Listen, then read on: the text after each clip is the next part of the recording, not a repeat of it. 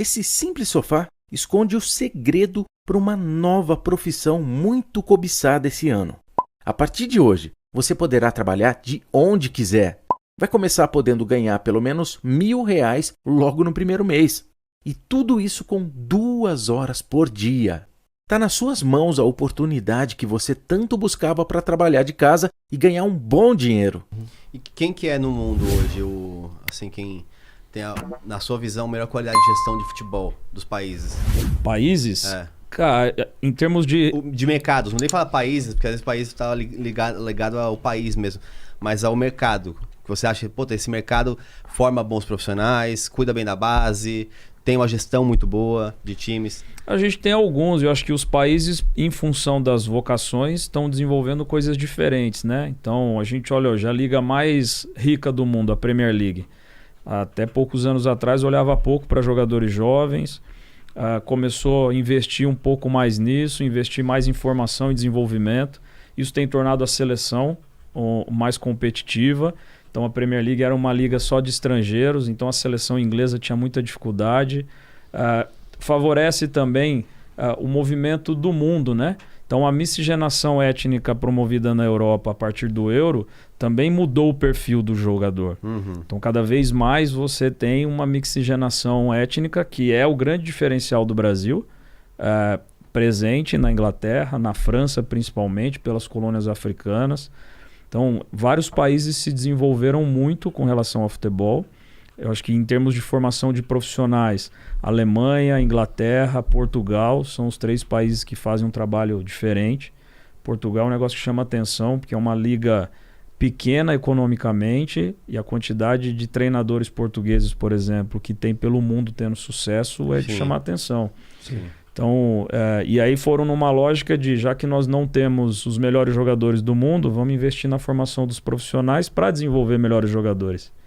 E isso vem acontecendo. Ah, que da hora. Não tinha pensado nisso. Então, assim, foi uma lógica diferente de trazer a universidade para mais perto do futebol, principalmente no Futebol Clube do Porto, isso começa.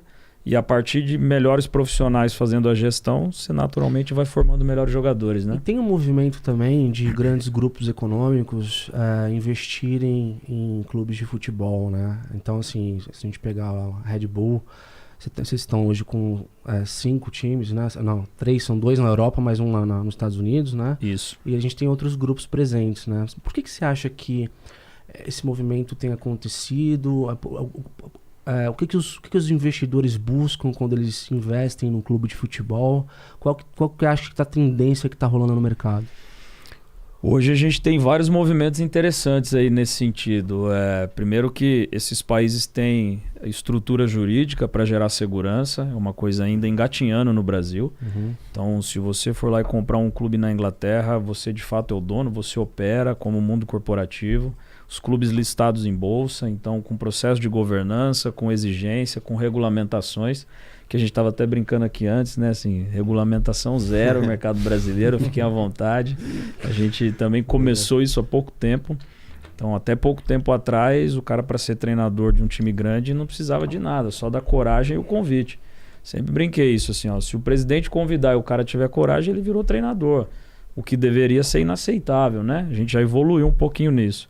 Mas hoje você tem fundos de investimento entrando, comprando cotas, ações desses clubes, em mercados como a Inglaterra principalmente.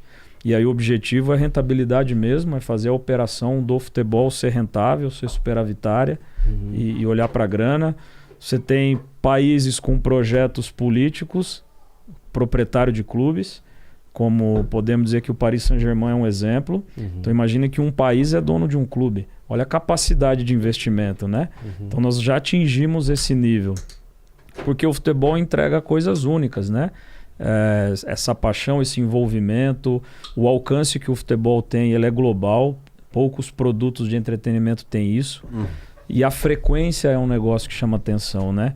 Porque é isso, uma vez por semana pelo menos, ou 2, você está ali em exposição, entre um jogo e outro a mídia inteira está cobrindo e está falando.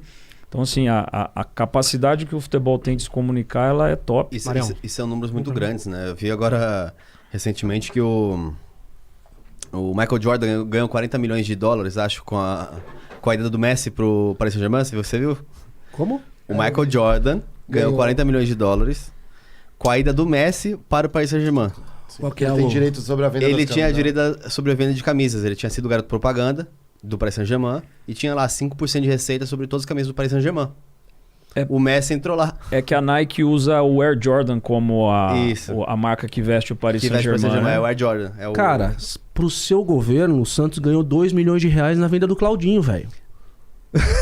Sim, Tipo, mas- quase lá, né? Mesma coisa, né? Por causa de direito de jogador também, né? Os caras... o Claudinho foi formado no Santos, depois foi pro Corinthians. Um período da formação dele é no Santos, Corinthians, aí passa por vários clubes Isso em é períodos formalizado. curtos. Isso é a parte que é regulada já. É porque isso vem da FIFA, né? Da Essa FIFA. é a regulamentação internacional. É mecanismo de solidariedade, que é isso que nós estamos falando. Dos 12 aos 23 anos de idade, a FIFA considera o período de formação do atleta.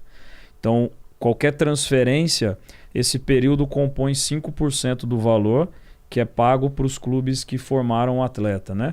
Então, se eu não me engano, dos 12 aos 16 é 0,25, dos 17 aos 23 é 0,5. E aí você tem um documento que chama o passaporte do atleta. Quando o atleta é transferido, a gente que solicita isso para a CBF e aí vem ali ano a ano como se fosse uma carteira de trabalho. 12 anos, Santos, 13 Santos, e aí você, em cima disso, Que calcula legal. Sim. o valor. Tenta achar a imagem disso aí depois, Caio, na internet. Da gente O colocar. passaporte do E assim, jogador. então a gente tem esse movimento dos países hoje sendo donos, e aí você tem outras situações de empresários que têm motivações diferentes, né? Então muitas vezes é um empresário local que quer promover uma marca ou se promover. Alguns clubes têm a finalidade de relacionamento, né? Não necessariamente gerar dinheiro direto com a operação do clube, mas através dali ativar outros negócios.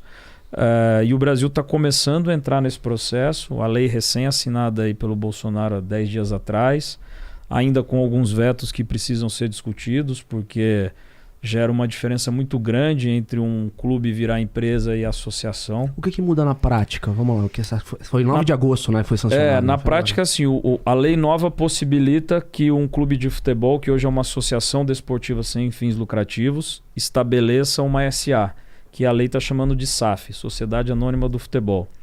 E aí você pode estabelecer isso da maneira que o clube conseguir aprovar em assembleia.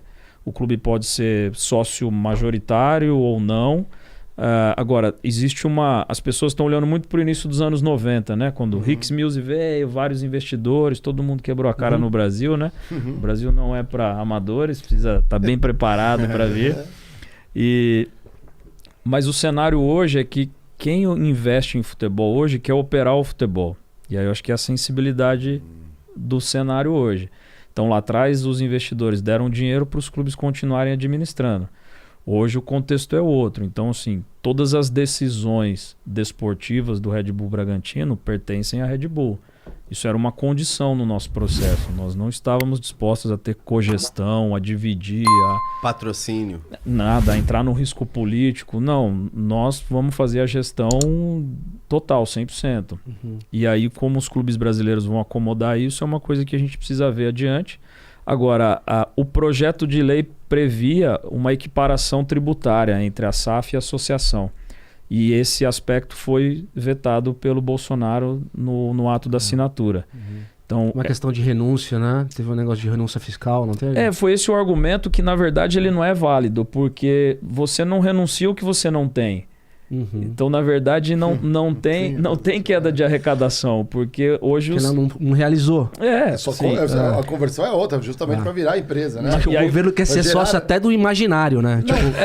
Não, é porque, na verdade, assim, o clube... Vamos pegar qualquer exemplo aqui, o Juventus.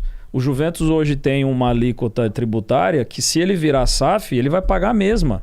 Não é que ele vai pagar menos do que ele paga hoje. Então, não existe renúncia de arrecadação. Esse argumento ele não é Foi mais válido. estudado, talvez. Né? Ou enfim, agora, para estimular a vinda dos investidores, é importante que esses pontos sejam discutidos, porque num mesmo mercado você tem uma desvantagem competitiva aí de mais de 20%.